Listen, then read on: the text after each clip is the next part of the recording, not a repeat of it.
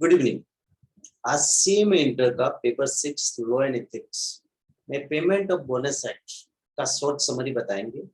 5 minute का short summary बताएंगे और पूरा चैप्टर आपका कवर हो जाएगा, प्लस आपको याद हो जाएगा। ध्यान से सुनिएगा और अच्छा से समझिएगा, ठीक है। डायरेक्टली मैं क्लास में आ रहा हूँ, ठीक है। सबसे पहले पढ़ेंगे कि बोनस एक्ट किस पे एप्लीकेबल है, ठीक है। बोनस एक्ट हर फैक्ट्री पे एप्लीकेबल है, प्लस उस एस्टैब्लिशमेंट पे एप्लीकेबल है जिसमें 20 और 20 से ज्यादा एम्प्लॉय काम करते हैं। सिंपल सा याद है, एप्लीकेबल किस पे है?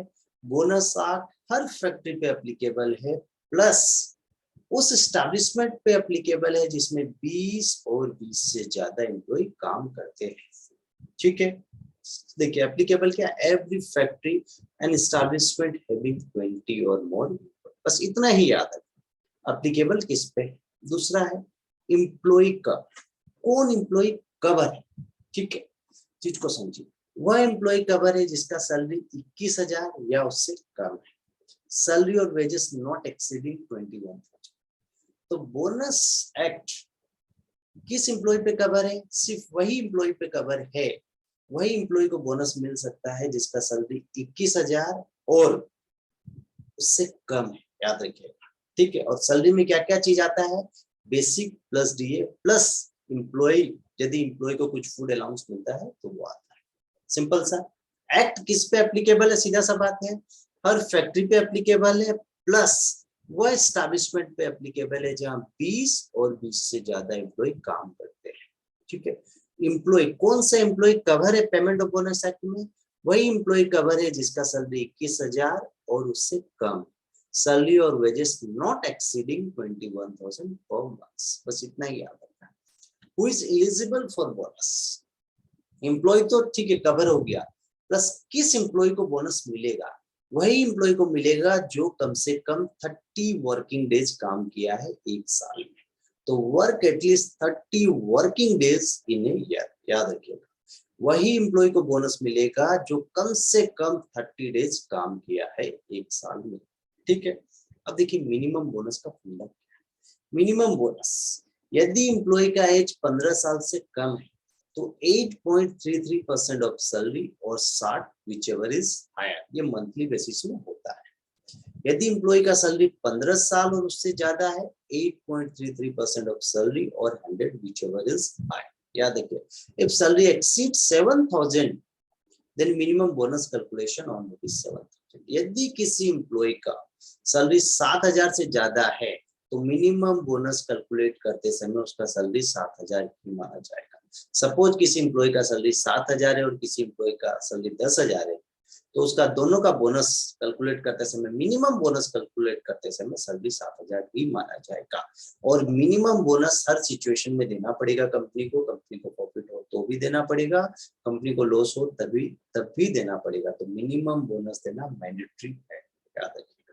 और मैक्सिमम बोनस कितना है? 20% ऑफ सैलरी। बस देखिए, जो पढ़ाया मैं शॉर्ट में बता रहा हूँ, ये शॉर्ट क्लास है तो ये याद करने के लिए कि आपको सुने और याद हो जाए। तो याद रखिए, एप्लीकेबल बोनस एक्ट किस पे एप्लीकेबल है? हर फैक्ट्री पे या उस एस्टैब्लिशमेंट में जहां 20 और 20 से ज्यादा एम्प्लॉय काम करते हैं। कौन एम्प्लॉय कवर है? वह एम्प्लॉय कवर है जिसका सैलरी 21,000 और उससे कम है, याद रखिएगा, 21,000 और उससे कम, सैलरी और wages not exceeding 21,000 per month. और एलिजिबल एम्प्लॉय कौन है?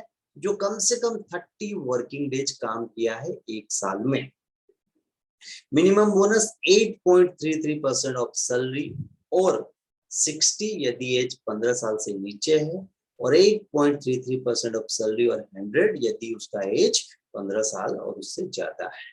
और 7,000 रुपया जो है मिनिमम बोनस के कैलकुलेट के समय मैक्सिमम सैलरी को कंसीडर करता है। यदि सैलरी उसका 10,000 भी है तो 7,000 मिलेगा। मतलब समझिए, 7,000 से जितना ज्यादा सैलरी रहे, मिनिमम बोनस कैलकुलेट करते समय 7,000 सैलरी ही कंसीडर किया जाएगा। और मिनिमम बोनस जो है लॉस के समय या देना ही पड़ेगा ऑर्गेनाइजेशन को, हर सिचुएशन में मिनिमम बोनस देना पड़ेगा, ये मैंडेटरी है, ठीक है। Maximum bonus 20% of salary. याद रखिए, इंटरियम बोनस या Puja bonus must be adjusted with final bonus. Company क्या करेगा, यदि पूजा के समय कोई बोनस दे दिया तो जब वो फाइनल बोनस देना पड़ता है उसको, उसके साथ एडजस्ट कर सकता है उतना रुपया। टाइम लिमिट क्या है बोनस पेमेंट करने का? याद रखिए, यदि कंपनी एम्प्लॉयर और एम्प्लॉय के बीच में कोई डिस्प्यूट चल रहा है तो with in 1 month from settlement of dispute और अवार्ड। याद रखिएगा, एम्प्लॉय और एम्प्लॉयर के बीच यदि कोई डिस्प्यूट चल रहा है बोनस को लेकर, जिस दिन डिस्प्यूट खत्म होगा वहां से 1 महीना के अंदर उसको बोनस देना पड़ेगा एम्प्लॉयर को। लेकिन यदि डिस्प्यूट नहीं चल रहा है तो with in 8 month from closing of the accounting, 8 month close करेंगे तो नवंबर एंड तक आएगा। ठीक है, तो सिंपल सा ये याद रखना है, यदि डिस्प्यूट के समय 1 महीना के अंदर बोनस देना पड़ेगा, डिस्प्यूट नहीं होगा तो 8 महीना के अंदर देना पड़ेगा bonus from accounting year, closing of accounting year. सुन लीजिए बस, अच्छा से याद हो जाएगा आपको। Procedure for recovery of bonus, ठीक है, due from employer. Suppose employer और एम्प्लॉय के बीच किसी बात को लेके झमेला हो गया, ठीक है, अब एम्प्लॉय से अपना बोनस रिकवर करना चाहता है, तो एम्प्लॉय के पास क्या राइट, एम्प्लॉय के पास क्या अधिकार है जो अपना वो एम्प्लॉयर से बोनस निकलवा सके, किसी भी रीजन से उसको नहीं मिला हो।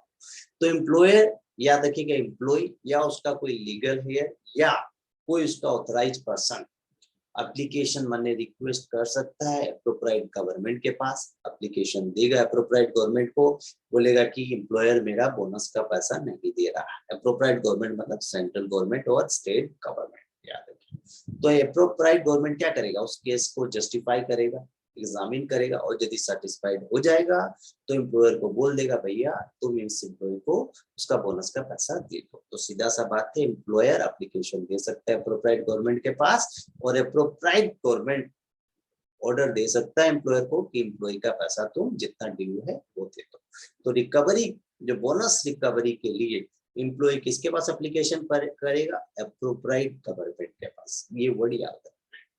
अब देखो 2 वर्ड आ गया, अवेलेबल सरप्लस और एलोकेबल सरप्लस। क्या सिंपल भाषा में अवेलेबल सरप्लस मतलब profit available to employer. Employer के पास जो प्रॉफिट आता है, मतलब सारा खर्चा, कंपनी का सारा खर्चा माइनस करने के बाद जो प्रॉफिट आता है एम्प्लॉयर के पास, उसी को बोलते हैं अवेलेबल सरप्लस। अवेलेबल सरप्लस का एक सिंपल सा फॉर्मूला है, gross profit minus expenditure minus taxes minus depreciation minus reserve. मतलब सीधा सा बात है, ग्रोस प्रॉफिट से सारा खर्चा माइनस कर देंगे, जो नेट प्रॉफिट आएगा उसी को बोलते हैं प्रॉफिट अवेलेबल टू एम्प्लॉयर, और उसी को अवेलेबल सरप्लस बोलते हैं। एलोकेबल सरप्लस क्या है, profit share to employees bonus. जो प्रॉफिट एम्प्लॉय के बीच में जब बोनस बांटा जाता है उसी को बोलते हैं allocable surplus, profit share to employees bonus. याद रखिए, यदि कंपनी डिविडेंड डिक्लेयर करता है तो 60% ऑफ अवेलेबल सरप्लस का एलोकेबल सरप्लस कंसीडर किया जाता है, और यदि कंपनी डिविडेंड नहीं दे रहा है तो 67% अवेलेबल सरप्लस का एलोकेबल सरप्लस कंसीडर किया जाता है। सिंपल सा चीज। डिस्क्वालिफिकेशन फ्रॉम बोनस, किस एम्प्लॉय को बोनस नहीं मिल सकता है, ठीक है, नहीं दिया जाएगा। सीधा सा बात है, यदि एम्प्लॉय को नौकरी से निकाल दिया जाए, किस किस कारण से, फ्रॉड किया है एम्प्लॉय, या वायलेंट बिहेवियर किया है, या थेफ्ट किया है, कोई चोरी किया है कंपनी का प्रॉपर्टी, तो उस एम्प्लॉय को यदि नौकरी से निकाल दिया जाए तो उसको बोनस नहीं दिया जाएगा। याद रखिएगा बस इतना सा चीज। शॉर्ट समरी एक बार फिर से बता रहा हूँ, एप्लीकेबल क्या है, हर फैक्ट्री पे एप्लीकेबल है, उस एस्टैब्लिशमेंट पे एप्लीकेबल है जब 20 और 20 से ज्यादा एम्प्लॉय काम करते हैं। एम्प्लॉय कवर कौन है, जिसका सैलरी 21,000 और उससे कम है। बोनस के लिए कम से कम 30 वर्किंग डेज काम करना पड़ेगा। मिनिमम बोनस 8.33% ऑफ सैलरी और 60 और 100। याद रखिएगा, मिनिमम बोनस लॉस के समय देना पड़ेगा, मैक्सिमम बोनस क्या है 20% of salary. Time limit for payment of bonus क्या है, 1 मंथ और 8 मंथ का प्रोविजन। याद रखिएगा, procedure for recovery of bonus, appropriate government के पास अपने एप्लीकेशन कर सकते हैं। एलोकेबल और अवेलेबल सरप्लस का फंडा बता दिया है। डिस्क्वालिफिकेशन फॉर बोनस याद रखिएगा। एट द लास्ट में ये बोलना चाहता हूँ, डेली एक क्लास की शॉर्ट समरी करूंगा मैं, प्लस बड़ी क्लास भी होंगे। मेरे यूट्यूब में ज्वाइन बटन में लेवल 2 में आप जाएंगे तो मेरी सारी क्लासेस आपको शॉर्ट समरी की मिल जाएगी। मैं law and ethics, audit and IDT के सारी क्लासेस कराता हूँ, प्लस एमसीक्यू का सारा पेपर कराता हूँ। मेरा वीडियो आपको अच्छा लगा तो मेरे चैनल को लाइक शेयर एंड सब्सक्राइब जरूर कीजिए। Thank you.